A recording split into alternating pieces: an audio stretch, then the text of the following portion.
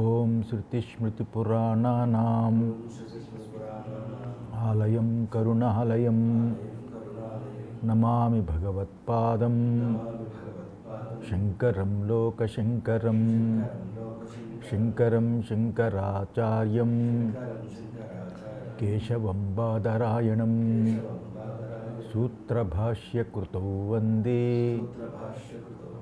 భగవంతౌ పునః పునః వసుదేవసుతం దేవం కంసచాణూరమర్దనం దేవకీ పరమానందం కృష్ణం వందే జగద్గురుం సదాహం సంప్రదాయజ్ఞం సంయమీంద్రం సదాశ్రయం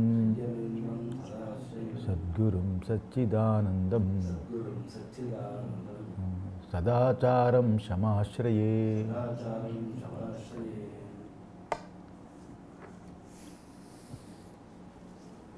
భగవద్గీత మొదటి అధ్యాయం ప్రారంభమవుతుంది. ఈ అధ్యాయం పేరు అర్జున విషాదయోగం. ఆ అర్జున విషాదయోగంలో కథా సంబంధమే ప్రారంభమవుతుంది. ధృతరాష్ట్ర ఉవాచ ధర్మక్షేత్రే కురుక్షేత్రే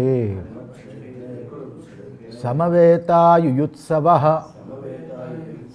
మామకాః పాండవాశ్చైవ కిమి కుర్వత సంజయ. ఓ సంజయ, ధర్మక్షేత్రమైన కురుక్షేత్రంలో యుద్ధం చెయ్యాలని చేరి ఉన్న మావాళ్ళు, ధృతరాష్ట్రుడు అడుగుతున్నాడు కదా, మావాళ్ళు మరియు పాండవులు ఏం చేస్తున్నారు అని అర్థం. ఇక్కడ ధర్మక్షేత్రే అనే శ్లోకం నుండి నయోత్స ఇతి గోవింద ముక్త్వా తూష్ణిం బభూవ అని 9వ వరకు వస్తుంది. ఇది మొదటి శ్లోకం కాబట్టి 9వ శ్లోకం వరకు వస్తుంది. అంతవరకు ఉన్న గ్రంథానికి ఆచార్యులు భాష్యం రాయలేదు. 9వ శ్లోకం ఎక్కడ? 2 అధ్యాయం 9. అంటే ఏంటి? ప్రథమాధ్యాయము 2వ అధ్యాయంలో 10వ శ్లోకం వరకు వాస్తవంగా చెప్పాలంటే మహాభారతం యొక్క కథా సంబంధమే నడుస్తుంది. ఈ విధంగా ఇది శ్రీకృష్ణార్జున సంవాదానికి దారితీసే ప్రకరణాన్ని ప్రదర్శిస్తాయి. అయితే మనకి అభిరుచి ఉన్న శ్రీకృష్ణుడి యొక్క ఉపదేశము ఎక్కడి నుంచి ప్రారంభమవుతుంది అంటే ద్వితీయ అధ్యాయంలో 11వ శ్లోకం వరకు ప్రారంభం కాదు, అంతవరకు ప్రారంభం అవ్వదు. 11వ శ్లోకం నుంచి ప్రారంభమవుతుంది. అయినప్పటికీ కూడా ఇక్కడ అర్జునుడు శ్రీకృష్ణుడు తనకి బోధించిన బోధించాలి, శ్రీకృష్ణ భగవానుడు బోధించాలని ఉద్దేశం చేత అర్జునుడు కోరుకున్నాడు. అలా కోరుకుని ఉన్న అతని మానసిక స్థితిని తెలుసుకోవడానికి చాలా ముఖ్యం. అప్పుడు అర్జునుడి యొక్క మానసిక స్థితి ఎలా ఉంది అనేది కనుక ఈ భాగం చాలా అవసరం. భాష్యకారులు దాన్ని భాష్యం రాయకపోయినా అర్జునుడి యొక్క మానస్థితి తెలుసుకున్నాము అంటే మనకి మానసిక స్థితి కూడా ఎలా ఉండాలి దీనికని తెలుస్తుంది. అందువల్ల ఇక్కడ ఏమంటున్నాడు ధృతరాష్ట్రుడు, సంజయ, ధర్మక్షేత్రమైన కురుక్షేత్రంలో యుద్ధం చెయ్యగోరి వచ్చిన వాళ్ళు మరియు నా వాళ్ళు ఎవరు? దుర్యోధనాదుడు మరియు పాండవులు ఏం చేశారు? ఈ ప్రశ్న యొక్క భావం ఏంటంటే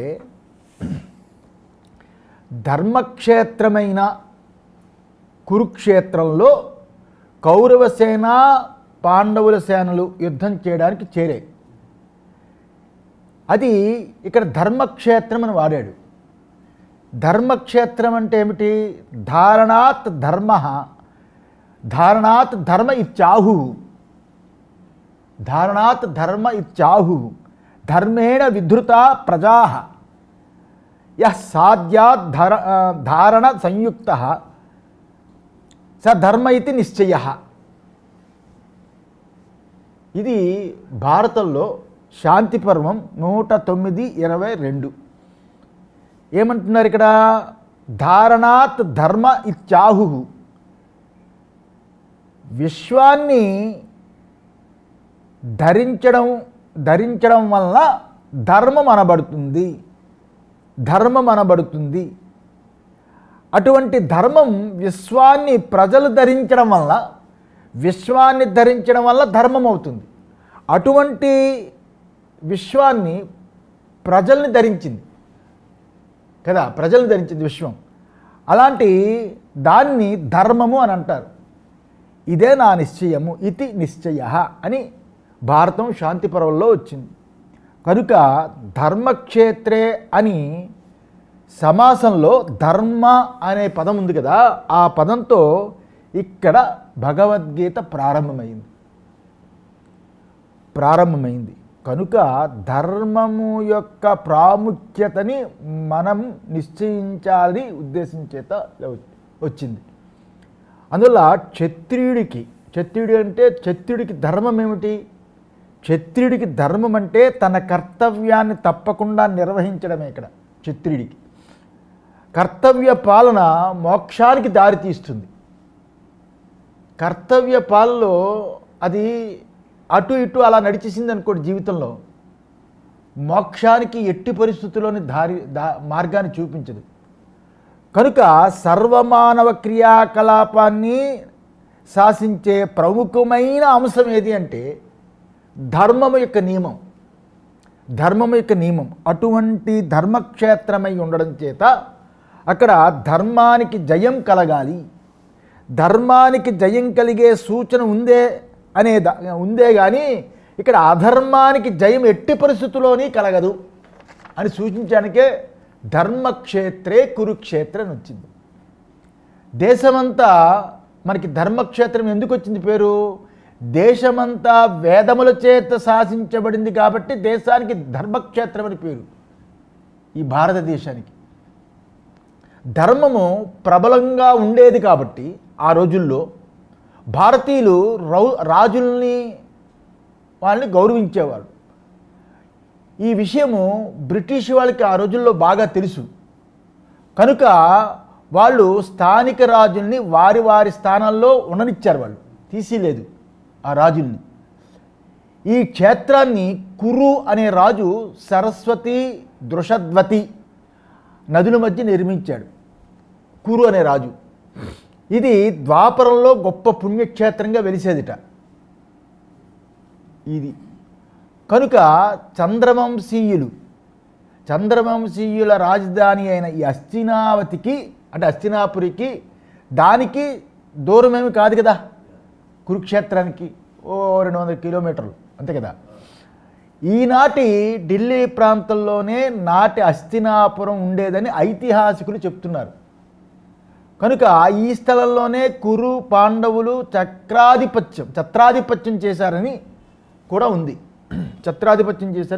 కనుక ఇటీవల రాజపుత్రులు, పఠానులు, మొఘలాయులు రాజ్యాన్ని పాలించి కాలగర్భంలో కలిసిపోవడం అందరికీ తెలుసు. ఇటీవల బ్రిటిష్ వాళ్ళకి ఇదే రాజధాని అయ్యింది, హస్తినాపురం. ఆంగ్లేయులు మనకి స్వాతంత్రం ఇచ్చి వెళ్ళిన తర్వాత కూడా మనకి ఇదే రాజధానిగా ఉంది ఇప్పటికీ కూడా. కనుక ఈ కురుక్షేత్రం అనేది వ్యక్తిగతంగా విచారించాలి. వ్యక్తిగతంగా విచారిస్తే కురుక్షేత్రం అంటే కర్మక్షేత్రం అని అర్థం. అంటే కర్మక్షేత్రం అంటే ఏమిటా క్షేత్రము? మన శరీరమే ధర్మము లేదా పుణ్యం చేత లభించింది కాబట్టి ఈ కర్మక్షేత్రం అనే శరీరం ఉంది కదా, అంతే కదా, ధర్మము పుణ్యం వల్ల లభించింది మానవ శరీరం. అటువంటి ఈ కర్మక్షేత్రానికే ధర్మక్షేత్రం అని కూడా పేరు చెప్తారు. ధర్మానికి ప్రతీక పాండవులు, అధర్మానికి ప్రతీకైన ధృతరాష్ట్రుని పుత్రులు అని ఈ 2 రకాలు ఇక్కడ కనిపిస్తాయి. ధృతరాష్ట్రుడు అంధుడు, పుట్టి గుడ్డువాడు. అంతేకాదు అతను ధర్మాధర్మ అపేక్షయందు అతని బుద్ధి కూడా అంధంగా ఉంటుంది, గుడ్డితనమే. కనుక అతని అజ్ఞాన సంతానమే ఈ కౌరవులు. కనుక వాళ్ళు ఈ ధర్మాధర్మ అవివేకం చేతనే ధృతరాష్ట్రుడికి పుట్టారు ఈ కౌరవులు. అటువంటి ధృతరాష్ట్రుడు గుడ్డివాడు కాబట్టి ఆయన స్థానంలో కొంతకాలము పాండు మహారాజు రాజ్యాన్ని ఏలాడు ఈ దుర్యోధనుడికి ముందు. అయితే పాండు మహారాజు తపస్సు కోసం అడవికి పోయాడని మనకి తెలుస్తుంది భారతం వల్ల. అప్పుడు పాండు మహారాజు జ్యేష్ఠ కుమారుడు ఎవడైతే ఉన్నాడో ధర్మపుత్రుడని ప్రసిద్ధిగాంచిన యుధిష్ఠిరుడు రాజ్యాన్ని ఏలాడని కూడా మహాభారతం చెప్తుంది. ఇది ఇలా ఉంటే ఇక్కడ దుర్యోధనుడు పాండవుల్ని మాత్రమే మోసంతో అడవికి పంపాడని మనం చూసాం. అయితే వాళ్ళు 12 ఏళ్ళు వనవాసము, ఆ తర్వాత సామ్రాజ్యంలో ఏదో ఒక చోట ఏడాది పాటు అజ్ఞాతవాసం చెయ్యాలని షరతులు విధించాడు దుర్యోధనుడు కదా. ఈ షరతు అయిన తరువాత రాజ్యాన్ని వాళ్ళకి అయిపోయింది. అప్పగించకపోగా నిరాకరించాడు. అప్పుడు యుద్ధం ప్రకటించబడింది. వాళ్ళు తిరిగి అడవికి వెళ్ళిపోవాలి, లేదా రాజ్యాన్ని యుద్ధంలో తిరిగి సంపాదించాలి. అది రూల్ అక్కడ. అయితే ఈ కుదిరే రాజ్య ప్రస్తావనం ఏదైతే ఉందో ఎన్ని ముందు పెట్టినా కూడా దుర్యోధనుడు ఒక చదరపు అంగుళం కూడా భూమి కూడా ఇవ్వడానికి ఇష్టపడలేదు వీళ్ళకి. అప్పుడు దానికోసము న్యాయానికి ధర్మానికి సంబంధించిన సమస్య అనేది ఆ రోజుల్లో వచ్చింది. ధృతరాష్ట్రుడికి చాలా బలహీనతలు ఉన్నాయి. అందుకని ధృతరాష్ట్రుడి బలహీనతలు కూడా మనం తెలుసుకోవాలి. ఇక్కడ మొదటి శ్లోకాలని పదాన్ని పరిశీలిస్తే కురువంశపు రాజులు పాలించిన ప్రదేశము పేరు కురుక్షేత్రము అని చెప్పాం. వాళ్ళ వంశం యొక్క పెద్ద అయిన కురువు యొక్క పేరే ఆ ప్రదేశానికి వచ్చిందని చెప్పుకున్నాం. ధర్మక్షేత్రం అంటే పూర్తి దేశం, అది పూర్తి దేశం. యుద్ధం చేయడానికి ఒక ప్రదేశంలో సమకూరిన వాళ్ళే యుయుత్సువులు. ఇక్కడ యుయుత్సువు అంటే యుద్ధము చేయడానికి కోరిక గల వాళ్ళు యుయుత్సువులు, అంతే కదా అని అర్థం ఇక్కడ. ఎందుకనే ఈ శ్లోకంలో మామకాహ పాండవాహ చైవ అన్నాడు. అంటే మామకాహ పాండవాహ అని. ఆ మామకాహ పాండవ అనే 2 పదాలు అవి అర్ధగర్భితమైనవి. ఎందుకంటే పాండు మహారాజు యొక్క కుమారులు ఎవరైతే ఉన్నారో పాండు మహారాజు యొక్క కుమారులు ఈ ధృతరాష్ట్రునికి అపరిచితులేం కాదు కదా. కానీ ఆయన వాళ్ళని ఈ సందర్భంలో తన వారిలో మామకాహ అనే కదా తమ వారిలో చేర్చుకోలేదు, కౌరవుల్లో చేర్చుకోలేదు. పాండు మహారాజు సొంతంగా అతను సోదరుడే కదా, సోదరుడే అయినప్పటికీ పాండవులు అతని సోదరుని కొడుకులని తెలుసు కూడా. ధృతరాష్ట్రుడు ఎవడైతే ఉన్నాడో అతను కుటుంబంలో పెద్దవాడు. పాండు మహారాజు యొక్క కొడుకులను కూడా తన కొడుకు వలె ప్రేమించాలి ధృతరాష్ట్రుడికి, ధర్మం అది. అయినా కూడా నా వాళ్ళకి పాండవులకి మధ్య ఏమి జరిగిందని అలాంటి ప్రశ్న వేశాడు ధృతరాష్ట్రుడు. మా వాళ్ళకి సొంత బిడ్డల్లా చూడాలి కదా, మా వాళ్ళకి పాండవులకి ఏం జరిగిందని ప్రశ్నించాడు. అలా ప్రశ్నిస్తూ ఆయన మామకాహ పాండవాహ అనేది పదం అక్కడ, నా వాళ్ళు మరియు పాండవులు అనే పదాలను ప్రయోగించి ధృతరాష్ట్రుని యొక్క బుద్ధిని చూపించాడు. తన పక్షాన ధర్మం లేదని ధృతరాష్ట్రుడికి బాగా తెలుసు, తెలివి తక్కువడం కాదు. కానీ తన కుమారులు ధర్మ మార్గ అనునాయులు కారని కూడా ఆయనకు బాగా తెలుసు, అది కూడా బాగా తెలుసు. అయినా కూడా ఆయన యుద్ధాన్ని ఆపలేదు. దుర్యోధనుడు చేస్తుంది అధర్మము, దుర్యోధనుడు చేస్తుంది అధర్మము అని అతడు చేయబోతున్న పనులు ఏవైతే ఉన్నాయో అవన్నీ సరికావు అని తెలిసినా కూడా దుర్యోధనుడితో చెప్పలేదు ఆ మాటలు. ధృతరాష్ట్రుడు పిలిచి ఒరే తప్పురా అని చెప్పలేదు.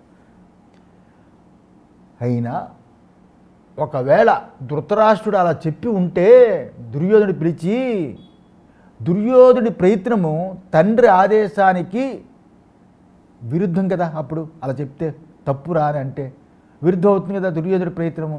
దానివల్ల ఏమవుతుంది, భీష్ముడు ద్రోణులు ఇటువంటి వాళ్ళు పక్షాన్ని చేరి ఉండేవాళ్ళు కాదు కదా ధృతరాష్ట్రుడు చెప్పుంటే. అందువల్ల పాండవుల మీద అసూయ చేత యుద్ధానికి దాని పరిణామానికి ఆయనే బాధ్యుడయ్యాడు అనేది ఇక్కడ గుర్తుంచుకోవాలి. ఇది ధృతరాష్ట్రుడి యొక్క స్వరూపం. దీని అంతటికీ కారణం ధృతరాష్ట్రుడు.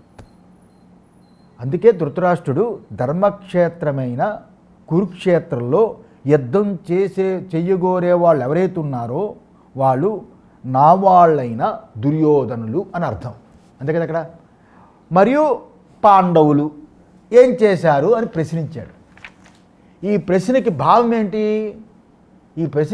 ఏమిటి అంటే ధర్మక్షేత్రమైన కురుక్షేత్రంలో కౌరవసేన పాండవసేనలు యుద్ధానికి రెండు చేరే. అది ధర్మక్షేత్రమై ఉంది కదా. ధర్మక్షేత్రమై ఉండడం వలన అక్కడ ధర్మానికి జయం కలిగే సూచనయే ఉంది, కానీ అధర్మానికి జయం ఎలాగవుతుంది? పేరే ధర్మక్షేత్రం. కురుక్షేత్రంలో ప్రవేశించిన నా కొడుకులు ఎవరైతే ఉన్నారో నా కొడుకులు ఇకనైనా ఆ అధర్మానికి విజయం కలగదనే మంచి బుద్ధి కలిగి పాండవులతో సంధి చేసుకున్నారా? అది లేదు. పోనీ వాళ్ళ యొక్క వాసనా ప్రాబల్యం చేత వాళ్ళు పట్టుదల సాధించేందుకు యుద్ధం చేయడానికి సిద్ధమయ్యారా? పోనీ యుద్ధం ప్రారంభించినప్పుడైనా ధర్మము, శౌర్యము, సమతాబుద్ధి అటువంటి కలిగిన భీష్మాచార్యులు మొదలైన వాళ్ళు ముందు పెట్టుకున్నారా? అది లేదు. లేదా మనకి వీళ్ళు హితులు అని కారణంచేత కర్ణుడు, శకుని మొదలైన వాళ్ళు నీతిని అనుసరించారా? అది లేదు. పాండవులు అప్పుడు ఏం చేశారు? ఆ పాండవులు నా కుమారులైన వారిపై మనవాళ్లే అనే కనికరం చేతనైనా పోనీ కనీసం ఈ పాండవులు అప్పుడు ఏం చేశారు అని అడిగాడు కదా. మామకా పాండవాశ్చైవ, పాండవులు అప్పుడు ఏం చేశారు అని అడిగాడు కదా. అడిగినప్పుడు నా కుమారులైన వాళ్ళపై మనవాళ్లే అనే కనికరం చేతనైనా ఔదార్యం చూపించాడు ఆ పాండవుల మీద? అది లేదు కదా. ఇది ధృతరాష్ట్రుడి యొక్క పరిస్థితి. ఏం చెప్తుంది మహాభారతం? ఆయుర్నశ్యతి పశ్యతాం ప్రతిదినం యాతి క్షయం యౌవనం ప్రత్యాయాంతి గతా పునః నదివసాహ కాలో జగద్భక్షక. నా దివస అనమాట. నా దివస ఏంటి? మనం చూస్తుండగానే ప్రతిదినము యవ్వనము ఆయుష్ నశించిపోతూ ఉంటుంది. ఆయుర్నశ్యతి పశ్యత, మనం చూస్తుండగానే ఆయుష్ ఏదైతే ఉంటుందో నశించిపోతుంది, యవ్వనం నశించిపోతుంది. ప్రత్యాయాంతి గతా పునః, ఏవైతే గతించిపోయిన రోజులు ఉంటాయో అవేవి తిరిగి మళ్ళీ మనకి రావు. ఇది అందరికీ తెలిసిందే. నా దివస కాలో జగద్భక్షక, కాలం జగత్తునే భక్షిస్తుంది. కాలానికి అంత మహిమ. అందువల్ల కాలాతీతుడు అంటాడు పరమాత్మ. కాలాతీతుడు. కాలంలో అన్నీ భక్షించబడతాయి. లక్ష్మీస్తో యతరంగభంగ చపల విద్యుచ్చలం జీవితం తస్మాన్మాం శరణాగతం కరుణయా త్వం రక్షాదున. నీటి అలలు, తరంగాలంటే అలలు కదా, నీటి అలల వలె సంపదంతా చంచలమైపోతుంది. లక్ష్మి అంటే సంపద కదా, అంతా చంచలమైపోతుంది. అందువల్ల ఓ పరమేశ్వరుడా, శరణాగతుడైన నన్ను నీవు ఇప్పుడే నన్ను కాపాడు అని మహాభారతంలో వస్తుంది. పూర్వీకులు ఆ రకంగా జీవించేవాడు. ఈ తత్వము కౌరవులకి స్ఫురించలేదు. అది ఇక్కడ బాధ. తండ్రి అయిన ధృతరాష్ట్రుడు ప్రకాశమనే విషయానికి అంధుడైపోయాడు. అతను ప్రకాశమనే విషయానికి అంధుడైపోయినట్లు దుర్యోధనుడు ధర్మమనే ప్రకాశానికి అంధుడే ఉన్నాడు. దుర్యోధనుడు విషయ పరిశీలన విలక్షణంగా ఉంటుంది. ఆయనది చాలా విలక్షణంగా ఉంటుంది. ఈ జరుగుతున్న పరిణామాలు ఏవైతే ఉన్నాయో అతడు చాలా సంతోషించేంత మనిషి. ఇవన్నీ ఆయన బాగా సంతోషించే మనిషి. అర్జునుడు గురించి ఆయన ఏమనుకుంటాడంటే అర్జునుడు ఒక మూర్ఖుడని దుర్యోధనుడికి భావన. అది ఇక్కడ పరిస్థితి. దుర్యోధనుడు కేవలం బలాన్నే నమ్ముకున్నాడు. కృషి చేస్తే కానీ బలం చేయకూడదు అనే విషయం ఆయనకు తెలుసు. బాగా కష్టపడితే కానీ బలం చేయకూడదని ఆయన విషయం తెలుసు. అతడు పురుష ప్రయత్నంలో గొప్ప విశ్వాసం ఉంటుంది. అందుకే అతను సహాయాన్ని కోరి శ్రీకృష్ణుడి దగ్గరికి కూడా వెళ్ళాడు కదా. శ్రీకృష్ణుడి దగ్గరికి కూడా వెళ్ళాడు. దుర్యోధనుడు చాలా ఎక్కువ ప్రయత్నం చేస్తాడు, ప్రయత్నశీలుడు. అటువంటి తన వ్యవహారాలన్నీ శ్రద్ధగా ఆలోచించేవాడు. సామాన్యుడు కాదు దుర్యోధనుడు. ఎప్పుడు కూడా ప్రతి నిమిషం కుట్రలు పన్నేవాడు దుర్యోధనుడు. భీష్మ, ద్రోణ, కర్ణ, జయద్రథాదులు తన బలం పెరగడానికి అతి ప్రముఖులుగా వాళ్ళందరినీ భావించాడు అతను. అందుకే వాళ్ళందరూ తనకి కృతజ్ఞత కలవాళ్ళై ఉండేటట్లు అతను ఏం చేశాడు, చాలా చక్కటి పన్నాగాలు పని ఉపాయాలు చేశాడు, ఎన్నెన్నో ఆలోచించాడు. అందువల్లనే దుర్యోధనుడు సహజంగానే శ్రీకృష్ణుడి సైన్యం యొక్క బలమయందే విశ్వసించాడు. కానీ శ్రీకృష్ణుడి యొక్క బలంలో ఉన్న దాన్ని విశ్వసించాడు. కానీ శ్రీకృష్ణుడి కృపయందు ఆయనకి విశ్వాసం లేదు. ఆయన బలమయందు విశ్వసించాడు. ఎందుకంటే అదే టైప్ అవుతుంది ఆ భావజాలం. శ్రీకృష్ణుడి కృపయందు ఆయనకి విశ్వాసం లేదు. దుర్యోధనుడు ఏది కోరుతాడో దేన్ని కోరుతాడో ఆ కోరేది కూడా శ్రీకృష్ణుడికి బాగా తెలుసు. అందుకే శ్రీకృష్ణ పరమాత్మ అర్జునుడు పిలిచి ఇలా అన్నాడు. ఏమన్నాడంటే, నీవు నన్ను కోరుకుంటే నేను యుద్ధం చేయను. అర్జునుడు ఏమన్నాడు, నువ్వు నన్ను కోరుకుంటే నేను యుద్ధం చేయను. నేను నీ పక్షంలో ఉంటా. నీ పక్షానికి వచ్చి ఏదో ఒక సలహా ఇస్తాను. అయితే సైన్యం అప్పుడేమవుతుంది, దుర్యోధనుడిది అవుతుంది. నా బదులుగా సైన్యాన్ని నువ్వు కోరుకున్నావు అనుకో, నన్ను కోరుకోకుండా నువ్వు సైన్యాన్ని కోరుకున్నావు అనుకో, ఎందుకంటే కదా నేను యుద్ధం చేయను కాబట్టి సైన్యం వాడిది అయిపోతుంది. అప్పుడు నువ్వు సైన్యాన్ని కోరుకున్నావు అనుకో, అప్పుడు దుర్యోధనుడు నన్ను తప్పకుండా స్వీకరిస్తాడు అన్నాడు. అయితే శ్రీకృష్ణుడు ఆయనకి మనసులో ఏదైతే భావన ఉందో, ఏదైతే ఊహించాడో ఊహించినట్లే అర్జునుడు ఏం చేశాడు, శ్రీకృష్ణుని యొక్క సేవనే కోరుకున్నాడు. ఆ సేవలు ఏమైనా కావచ్చు, ఎటువంటివైనా కావచ్చు, ఏ రూపంలోనైనా కావచ్చు, అర్జునుడికి అవే కావాలి. అందువల్ల అర్జునుడు ఏమన్నాడు, ఓ కృష్ణ నీవే నా పక్షానికి రానన్నాడు. అర్జునుడు అడిగాడు. అయితే దుర్యోధనుడు ఏమనుకున్నాడంటే పాండవులు కల్పనా జగత్తులో తిరిగే నష్టజాతకులు వాళ్ళు అని అనుకున్నాడు. వాళ్ళంతా వాళ్ళు కల్పించుకున్న జగత్తు వాడు ఏదైతే ఉందో వాళ్ళు ఊహించేసుకుంటున్నారు, వాళ్ళు ఏదో పెద్ద చాలా తెలివైన వాళ్ళు గొప్ప వాళ్ళని. అలాంటి దాంట్లో తిరుగుతున్న వాళ్ళు నష్టజాతకులు. అలాంటి నష్టజాతకులు కాబట్టి అర్జునుడు శ్రీకృష్ణునే కోరుకుంటాడని ఊహించాడు.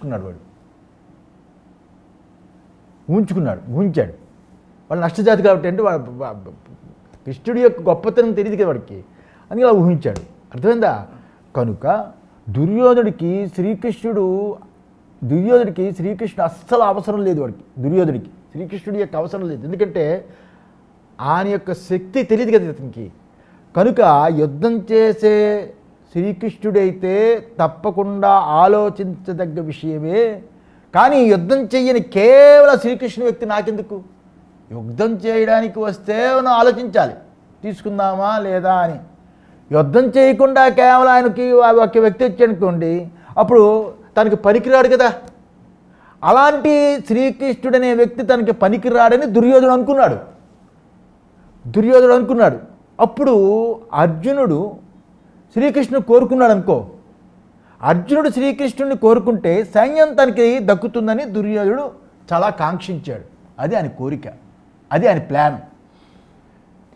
సరిగ్గా ఆ రకంగానే జరిగిపోయింది. దుర్యోధనుడి సైన్యము అప్పటికే అసాధారణమైన బలోపేతంగా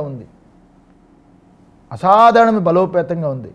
ఇంకా ఆ పైన ఏదైతే ఉందో ఆ సైన్యం కూడా వచ్చి చేరిపోయింది అనుకోండి. అటుపక్క చేరిపోతే ఆ బలం ఇంకా పెరుగుతుందని దుర్యోధనుడు ఆశించాడు, బాగా అభిప్రాయపడ్డాడు. అయితే తన గురించి దుర్యోధనుడు ఏమనుకున్నాడో అవన్నీ కూడా చాలా సూక్ష్మబుద్ధి కాబట్టి, అతను తపస్సంపన్నుడు కాబట్టి అర్జునుడికి తెలుసు ఏమనుకుంటాడు. అర్జునుడు శ్రీకృష్ణుడిని కోరుకోవడం అనేది మూర్ఖత్వమే అని దుర్యోధనుడు భావిస్తాడని కూడా అర్జునుడికి తెలుసు. అయితే శ్రీకృష్ణుడు తన పక్షాన ఉన్నాడు కాబట్టి, తన వైపు ఉన్నాడు కాబట్టి విజయం పొందుతానని కూడా అర్జునుడికి తెలుసు. అందువల్ల ఆ గీతలో అంతిమ శ్లోకం అదే చివరిదవుతుంది. ఎందువల్ల ఎత్ర యోగీశ్వర కృష్ణ ఎత్ర పార్థో ధనుర్ధరః తత్ర శ్రీర్విజయో భూతి ధ్రువానీతిర్మతిర్మమ. అంతే కదా. శ్రీకృష్ణ భగవానుడు ఎక్కడ ఉంటాడో, అర్జునుడు ధనస్సును చేతబట్టి యుద్ధానికి సిద్ధంగా ఉంటాడో అక్కడ సమస్త సంపద, విజయము, యశస్సు, నీతి ఉంటాయని గీతా ముగింపు. అందువల్ల అర్జునుడి మనసులో ఈ విషయం బాగా ఉంది. ఈ విధంగా అర్జునుడు తన రథాన్ని, గుర్రాల్ని తనకి కూడా శ్రీకృష్ణుడికి తన గుర్రాల్ని, రథాల్ని అన్నిటిని తనని కూడా శ్రీకృష్ణుడు అప్పచెప్పేసుకున్నాడు పూర్తిగా. నువ్వే చాలా అన్నారు కదా. ప్రతి బాణము శ్రీకృష్ణుడిని దాటిన తర్వాతనే అర్జునుడిని సమీపిస్తుంది. అంతే కదా. ముందు రథసారథి ఆయన దాటిన తర్వాత ఇద్దరికి సమీపిస్తుంది. ప్రతి వ్యక్తి యొక్క జీవితము ఒక యుద్ధమే అనేది ఇక్కడ మనం గుర్తించాలి. ప్రతి ఒక్క వ్యక్తి యొక్క జీవితము ఒక యుద్ధమే. అలా గుర్తించినప్పుడే అది సరి అయిన ధర్మజీవనం అవుతుంది. భగవంతుడు సదా నీతోనే ఉన్నాడు కాబట్టి, అంటే సదా నీతోటే ఉన్నాడనే భావన చెయ్యాలి. ఆ భావన చేత ప్రతి పని తేలికైపోతూ ఉంటుంది, కలిసి వస్తూ ఉంటుంది, కష్టాల్లో కూడా కలిసి వస్తూ ఉంటుంది. కనుక అర్జునుడు అలాగే చేశాడు. అదే అతన్ని జీవితకాలంలో పూర్తిగా రక్షించింది ఆ భావని. ఈ విధంగా యుద్ధానికి ముందు, యుద్ధంలో, యుద్ధం తర్వాత ఈ మూడు రకాలుగా కూడా మూడు దారుల్లో కూడా యుద్ధానికి ముందు, యుద్ధంలో, యుద్ధం తర్వాత కూడా శ్రీకృష్ణుడి రూపంలో ఉన్న ఒక అజ్ఞాత అంశము పాండవుల జీవితంలో మరుపురాని మార్పు కలిగించింది. శ్రీకృష్ణ భగవానుడు వాళ్ళ జీవితంలో ఉండడం ఇది అప్పటి పరిస్థితి. ఆ యుద్ధంలో ఆ టైంలో పరిస్థితి. మహాభారతంలో వ్యాసుడు ఈ ఘట్టం వరకు వచ్చాడు. ఇక్కడ ఆగాడు. గుడ్డివాడైన ధృతరాష్ట్రుడికి యుద్ధం ప్రకటించబడిందని కూడా తెలుసు. అక్కడ ఏమి జరిగిందో తెలుసుకోవాలని అతనికి వెర్రి, ఒక కోరిక. ధృతరాష్ట్రుడు చూపుతో మాత్రమే అంధుడు కాదు. ఇక్కడ అతడు వివేకంతో కూడా అంధుడే ఆ ధృతరాష్ట్రుడు. కనుక ఈ విషయము మనకి మొదటి శ్లోకంతో చాలా చక్కగా ప్రశ్న మామకాహ పాండవాశ్చైవ అని మొదలుపెట్టి, అందులో ధృతరాష్ట్రుడు అంధుడై ఉన్నాడు కాబట్టి తన స్థానంలో రాజ్యాన్ని పాలించే పాండు మహారాజు యొక్క కొడుకులు అవడం వల్ల పాండవుల యందు ఆయన హృదయాల్లో అసూయ బాగా పెంచేసుకున్నాడు ధృతరాష్ట్రుడు. ఇలాంటి మనోగ్రంథులు ఏవైతే ఉన్నాయో అవి తెగిపోవాలి. అవి కానీ ఇలాంటి మనోగ్రంథులు ధృతరాష్ట్రుడికి ఉన్నాయి కాబట్టి అవి తెగిపోవు. ఇలాంటివి ఎవరికి ఉన్నా ఇవి తొలగిపోవు. ఈ మనోగ్రంథులు తెగిపోవు అనే విషయాన్ని మొదటి శ్లోకాన్ని తీసుకుంటే, సంజయ ఉవాచ దృష్ట్వా తు పాండవానీకం వ్యూఢం దుర్యోధనస్తదా ఆచార్యముపసంగమ్య రాజావచనమబ్రవీత్. దృష్ట్వా తు పాండవానీకం వ్యూఢం దుర్యోధనస్తదా ఆచార్యముపసంగమ్య రాజావచనమబ్రవీత్. ధృతరాష్ట్రుడు అడిగిన దానికి సంజయుడు చెప్తున్నాడు. సంజయ ఉవాచ, సంజయుడు చెప్తున్నాడు, దృష్ట్వాతు పాండవానీకం వ్యూఢం దుర్యోధనస్తద ఆచార్యముపసంగమ్య రాజావచనమబ్రవీత్. అప్పుడు యుద్ధ వ్యూహంలో ఉన్న పాండవులు యొక్క సేనను చూశాడు. చూసి దుర్యోధన మహారాజు ద్రోణాచార్యుని సమీపించి ఈ మాటలు పలికాడని చెప్తున్నాడు. స్టోరీ చెప్తున్నాడు. ఎవరికి? ధృతరాష్ట్రుడికి. మరి ఏం జరుగుతుందని అడిగాడు కదా, అప్పుడు చెప్పాడు, నాయన ధృతరాష్ట్ర రాజా, యుద్ధ వ్యూహంలో ఉన్న పాండవులు సేనను చూసి దుర్యోధన మహారాజు ద్రోణాచార్యుని సమీపించి ఈ మాటలు పలికాడు అని చెప్తున్నాడు. దుర్యోధన మహారాజు ద్రోణాచార్యుని చూసి అంటే ఏంటి? ఇక్కడ ధృతరాష్ట్రుడు ప్రశ్న విని ఆయన యొక్క సందేహ నివృత్తి చెయ్యాలి. నివృత్తి చేస్తూ సంజయుడు సమాధానం ఇలా చెప్పుకొని ఇచ్చాడు. ఓ ధృతరాష్ట్ర, పాండవులు కానీ నీ కొడుకులు కానీ యుద్ధాన్ని చాలించలేదు. వాళ్ళు రెడీ అయిపోతున్నారు. దుర్యోధనుడు తనకెదురుగా మోహరింపబడిన పాండవ సైన్యాన్ని అంతటినీ దుర్యోధనుడు కొడుకు చూశాడు. అది దృష్టద్యుమ్నాది మహారథికుల చేత అధిష్ఠితమై ఉండేదాన్ని కూడా చూశాడు. అందువల్ల అతనికి అప్పుడు భయం ఆవహించింది. ఆయన కూడా ఆ భయం అనేది వచ్చింది. అయినా కూడా భయం కలిగినా కూడా అని వెనకడుగు వేయలేదు. ఎవరు? నీ కొడుకు. పరాక్రమశాలి అయిన తనకి ఆచార్యుడైన రక్షకుడు ఎవడైతే ఉన్నాడో అలాంటి రక్షకుడైన ద్రోణాచార్యుల దగ్గరికి వెళ్ళాడు. ఆ ద్రోణాచార్యుల దగ్గరికి వెళ్ళి వినయపూర్వకంగా నమస్కరించి ఒక మాట అన్నాడు. ఏమని? దుర్యోధనుడు ద్రోణుడికి చెప్పింది. మా ద్రోణుడి దగ్గరికి వెళ్ళాడు కదా, ఓ మాట అన్నాడు వినయంగా నమస్కరించి. పశ్యేతాం పాండుపుత్రాణం ఆచార్యమహతీం చమూం వ్యూఢాం ద్రుపదపుత్రేణ తవ శిష్యేణ ధీమతా. పశ్యేతాం పాండుపుత్రాణం ఆచార్యమహతీం చమూం వ్యూఢాం ద్రుపదపుత్రేణ తవ శిష్యేణ ధీమతా. దుర్యోధనుడు ఏమన్నాడు చెప్తున్నాడు సంజయుడు. దుర్యోధనుడు ఏమన్నాడు? ఆచార్య, నీ శిష్యుడు ప్రజ్ఞాశాలి అయిన ద్రుపదపుత్రుని చేత వ్యూహంగా రచించబడింది. అలా రచించి నాయకత్వాన్ని వహించబడిన ఈ పాండుకుమారుల యొక్క గొప్ప సైన్యము దయతో ఒక్కసారి చూడండి గురువులు, మీరు తమరు ఒక్కసారి దృష్టి వేయండి అని అన్నాడు. అంటే ఏంటి? దుర్యోధనుడు ముందు ద్రోణుని వద్దకి ఎందుకు వెళ్ళాడు? ఇక్కడికి ఇంకో దగ్గరికి వెళ్ళాలి కదా. ముందు ద్రోణుడి దగ్గరికి ఎందుకు వెళ్ళాడు?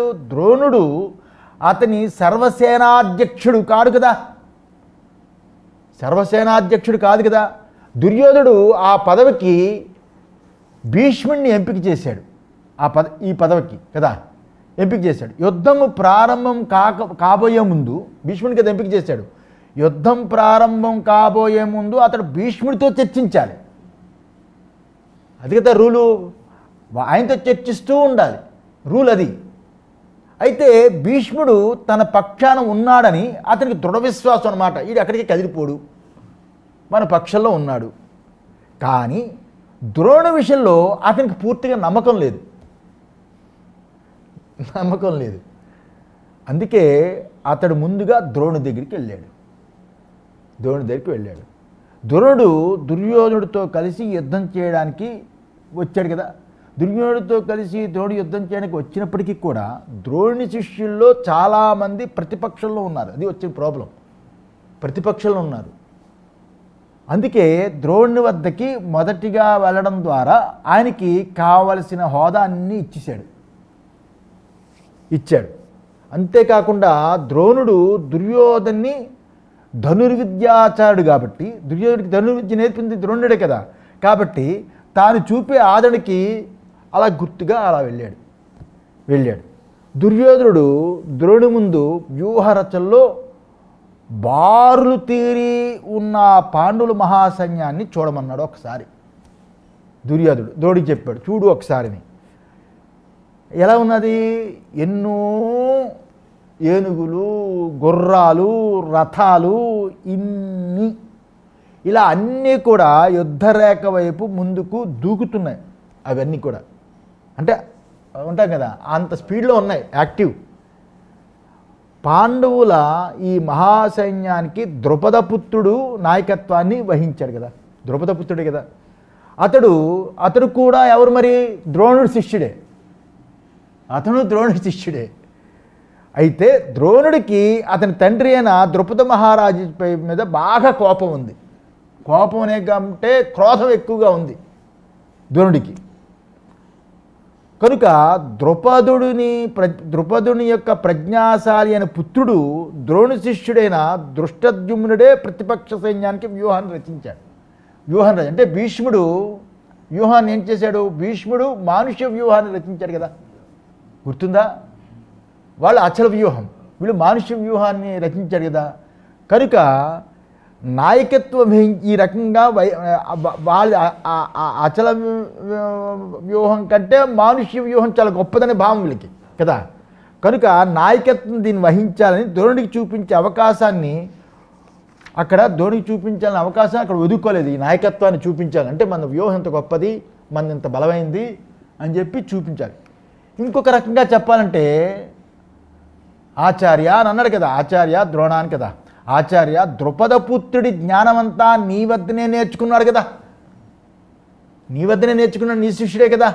అతడు ఇప్పుడు అటువంటి జ్ఞానాన్ని నీకు విరుద్ధంగా వినియోగించబోతున్నాడు అని చూపించడం అన్నమాట. అంటే పుల్లపెట్టడం చేయబోతున్నాడు సుమా అని ఒకసారి గుర్తు చేయడం.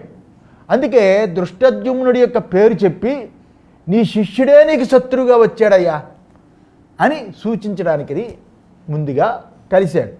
ఇలా రాజ్యాన్ని పదిలం చేసుకోవడంలో ద్రోణుడు ఎవడైతే ఉన్నాడో ఆ ద్రోణుడు చాలా ప్రముఖమైన వాడు. అందుకే దుర్యోధనుడు ఈ రకమైన పని చేశాడు. కుటిలుడు కదా, ఈ రెండు రకాలుగా ఆలోచించి ఈ రకంగా ముందు ఈయన దగ్గరికి వెళ్ళాడు. ఆపు. అత్ర శూరా మహేశ్వాస భీమార్జున సమాయుధి యుయుధానో విరాటశ్చ ద్రుపదశ్చ మహారథః అత్ర శూరా మహాశ్వేష అత్ర శూరా మహేశ్వాస భీమార్జున సమాయుధి యూధానో విరాటశ్చ ద్రుపదశ్చ మహారథః.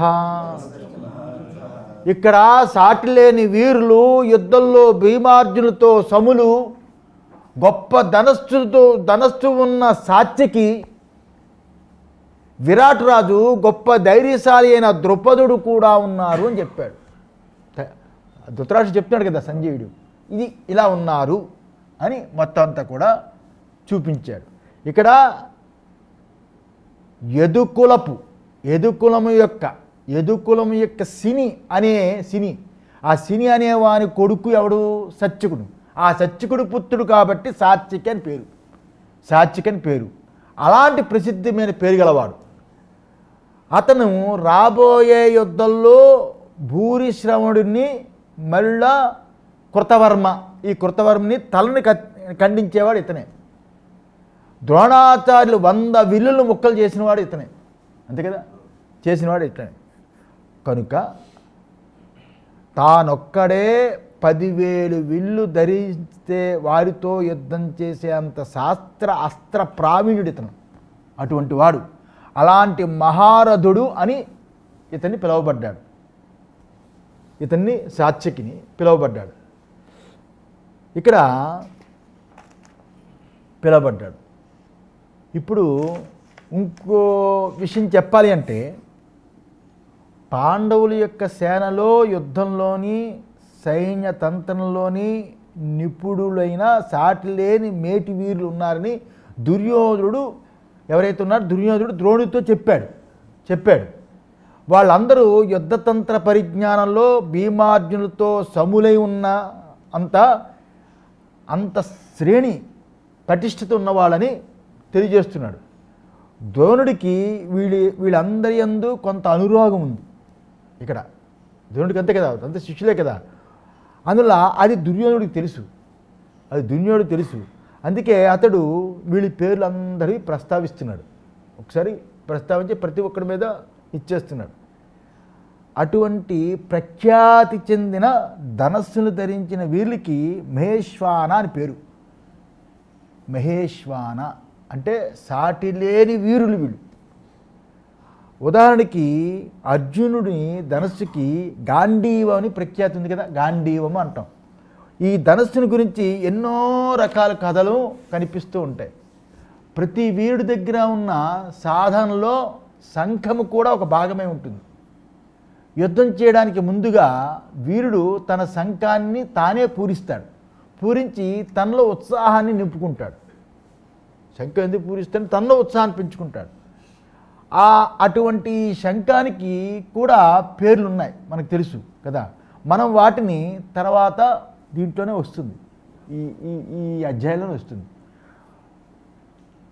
ద్రౌపది తండ్రి మహారథ అంటే మహావీరుడైన ద్రౌపదినితో కూడి విరాట్ రాజు కూడా అక్కడే ఉన్నారు. అయితే తనని సారథిని గుర్రాలని రక్షిస్తూనే యుద్ధాన్ని కొనసాగించే వీరుడు ఎవడంటే మహారథుడు అని పేరు. మహారథుడు అని వాడికి పేరు. ఆ రథాన్ని లాగడానికి గుర్రాలు ఉండాలి కదా, రథాన్ని లాగడానికి గుర్రాలు ఉండాలి కాబట్టి గుర్రాలకి గాయం తగడానికి వీలుండదు, గాయం తగలకూడదు, గుర్రాలకి గాయాలు తగలకూడదు. కనుక సారథికి గాయం తగిలితే, ఒకవేళ సారథికి గాయం తగిలితే మరో సారథి ఆ రథికుడికి సారథ్యం వహించడానికి ముందుకు రాడు.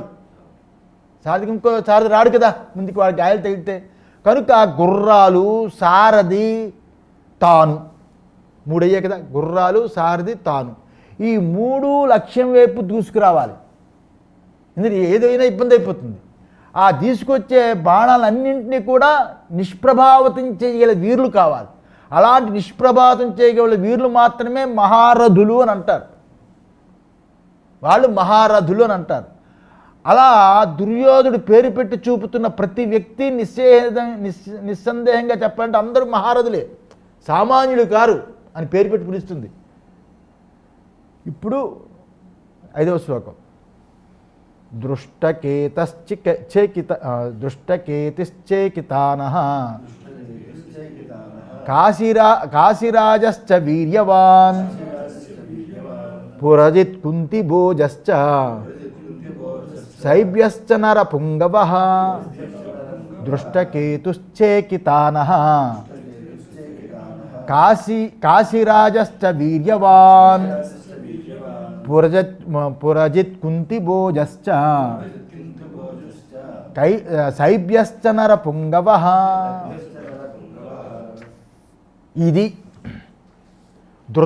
దృష్టకేతువు. తర్వాత చేకితానుడు. ఇక్కడ టిప్పణి, దృష్టకేతువు అంటే శిశుపాలుని కొడుకు. దృష్టకేతువు అంటే శిశుపాలుడి యొక్క కొడుకు. యుద్ధంలో ద్రోణుడి చేత హతం పొందేవాడు. చేకితానుడు అంటే వృష్టివంశపు క్షత్రియుడు. మళ్ళా పరాక్రమశాలి అయిన కాశీరాజు, గొప్ప పరాక్రమశాలి కదా. పురిజిత్ అంటే కుంతి సహోదరుడు. ఇతన్ని యుద్ధంలో ద్రోణులు చంపారు కనుక పురిజిత్. కుంతిభోజుడు అంటే శూరరాజుని కుమార్తె, పాండవుల తల్లి అయిన కుంతిని పెంచిన తండ్రి అతను కదా. కుంతిని పెంచిన తండ్రి కుంతిభోజుడు. ఇలా దృష్టకేతువు, చేకితానుడు మరియు పరాక్రమశాలి అయిన కాశీరాజు, పురిజిత్తు, కుంతిభోజుడు మరియు మానవుల్లో శ్రేష్ఠుడైన శైభ్యుడు. ఇది ఈ శ్లోకం. శైభ్యుడు అంటే శైభ్య అని పేరు గల వాళ్ళు భారతంలో అనేక మంది కనిపిస్తారు. టిప్పణి పెట్టారు సజ్జనస్వామి వారు. భారతంలో అనేక మంది కనిపిస్తారు. ఇక్కడ చెప్పింది వృష్టివంశపు యొక్క క్షత్రియుడు అని తోస్తుంది నాకు. ఇది తీసుకోవాలి. కనుక ఈ శ్లోకంలో దుర్యోధనుడు తనకి విరుద్ధంగా యుద్ధం చెయ్యబోయే ఆ 6 మేటి విలుకాండ్రుల్ని నిర్దేశించి చూపించాడు. ఇక్కడ దృష్టకేతు అంటే శిశుపాలుడి యొక్క కొడుకు అనుకున్నాం కదా. ముందు ద్రోణుల చేత హతమయ్యేవాడు. ఇతడు అందరికీ తెలిసిన ముఖ్యమైన ఒక గొప్ప వీరుడు. ఇతను అందరికీ తెలిసినవాడు. చేకితనుడు వృష్టివంశం యొక్క క్షత్రియుడు. ఇతడు ప్రఖ్యాతి చెందిన మహావీరుడే. ఇతను కూడా కాశీరాజు యొక్క పేరుని దుర్యోధనుడు ఇదమిద్దంగా చెప్పకపోయినా ఆయన్ని గొప్ప పరాక్రమశాలిగా పరిచయం చేశాడు. కాశీరాజు అన్నాడు కానీ ఆ పేరును ఇదమిద్దం పెద్దగా చెప్పలేదు కదా. ఆయన గొప్ప పరాక్రమశాలిగా అతను కూడా పరిచయం చేశాడు. పురిజిత్ అనేవాడు కుంతి సహోదరుడు. ఇతన్ని ముందు ద్రోణుడు చంపుతాడు. ఇలా దుర్యోధనుడు, పురిజిత్తు, కుంతిభోజుడు కూడా మహావీరులుగా దుర్యోధనుడు అంగీకరించాడు వీళ్ళందరినీ. శైభ్యుడు అనే పేరు గలవాడు భారతంలో అనేక మంది కనిపిస్తారు. టిప్పణి చేశారు కదా. ఇక్కడ చెప్పి ఉన్నది వృష్టిక వంశం యొక్క క్షత్రుడు అని తోస్తుందని టిప్పణి సజ్జనస్వామి వారు పెట్టారు. అందులో ఈ శైభ్యుడికి పురుషశ్రేష్ఠుడు అని పేరు. ఇలా వీరుల్ని ఇలా పరిచయం చేశాడు. ఈ పరిచయం చేయడం యొక్క ప్రయోజనం ఏమిటి? ఇలాగా అంటే ఈ వర్ణనపరమైన శ్లోకాలతో ముందుకు సాగడానికి పూర్వం వాటి ప్రయోజనాలు తెలుసుకోవడం మనకి చాలా అత్యవసరం. ఇక్కడ ఎందుకు చెప్పాడు ఇలాగని ఈ శ్లోకాలు మనం అర్జునుడి యొక్క పరిస్థితిని తెలుసుకోవడానికి అవసరమైన దాన్ని అందిస్తాయి. అది ఇక్కడ గుర్తుంచుకోవాలి. ఇవన్నీ మనకెందుకు? ఇవన్నీను అర్జునుడి యొక్క పరిస్థితి తెలియజేయడానికి విషాదయోగం అనే పేరే అర్జునుడి గురించి వచ్చింది. ఆయన పరిస్థితి ఏంటి అనే దాన్ని అందిస్తుంది ఇదంతా కూడా. ఎందువల్లంటే గొప్ప వీరుడు, సంస్కారమైన మనస్సు గలవాడు, దయాగుణం కలవాడు, అటువంటి వాడు అర్జునుడు. అటువంటి అర్జునుడు ఏ విధంగా ఈ జ్ఞానాన్ని పొందాలని ఆకాంక్ష కలిగిన వాడో తెలుసుకోవడం ముఖ్యం.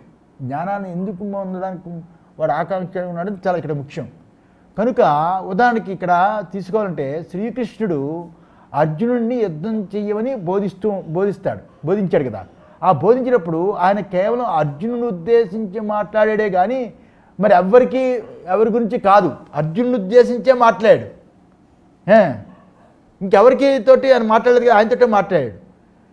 అయినా కూడా ఈ బోధ కొంతవరకు అందరికీ అన్వయిస్తుంది.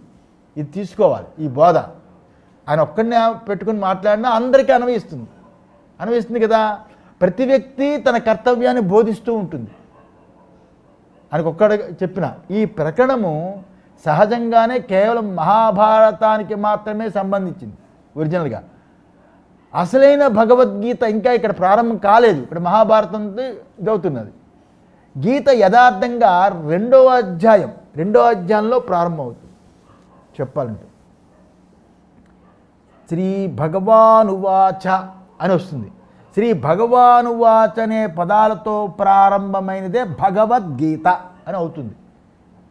ఈ ప్రథమాధ్యాయం గీతాజ్ఞానంలోకి తీసుకువెళ్ళే సందర్భ వివరణ మాత్రమే ఇక్కడ అయ్యింది.